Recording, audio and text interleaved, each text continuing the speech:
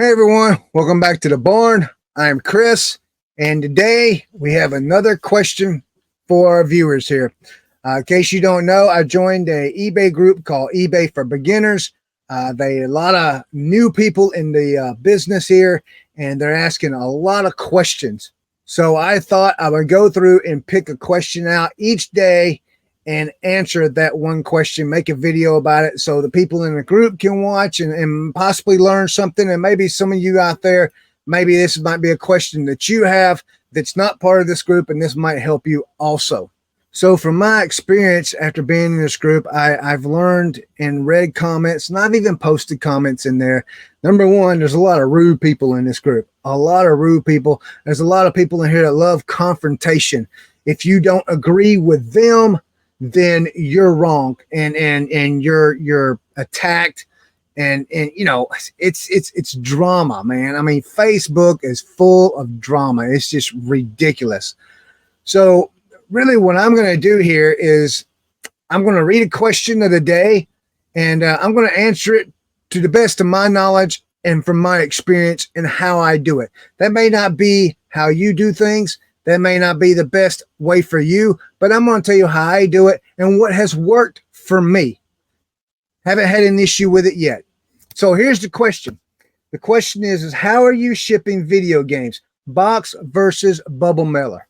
With my business, that depends on how much I sell the video game for. This question is going to cover video games, DVDs, Blu-rays, and CDs.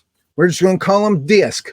They're all discs. They all ship the same way in my experience. So the first thing we're going to talk about is selling a disc over $20, regardless of the condition. If it's new, sealed, I put it in a box, put it in a poly bag, send it out the door. If it's used, still in the box, case, whatever it comes in, I take a piece of tissue, I put it inside the case to keep the disc from moving around while it's in shipping. I put that in the box, put it in a poly bag, send it out the door.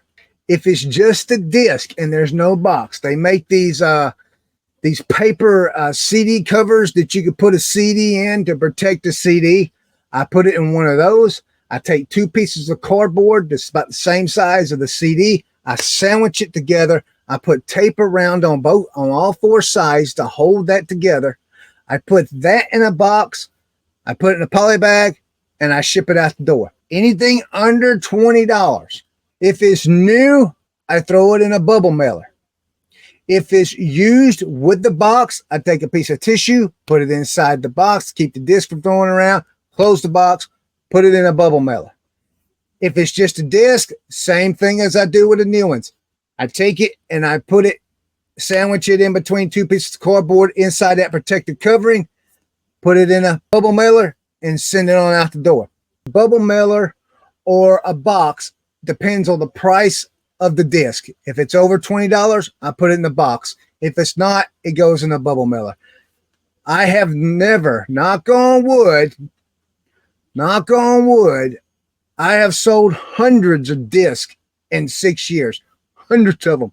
Video games, DVDs, Blu-rays, CDs. I've sold hundreds of them. I've sold them loose, where it's just a disc only. I sold them used, and I sold them new.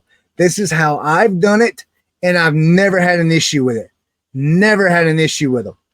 Never had anyone say that they arrived broken or anything like that. So that's my experience. That's a way you can do it.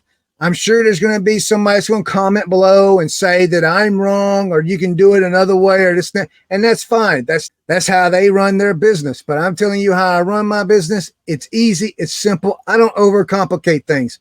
I make money every day. You know, I do good.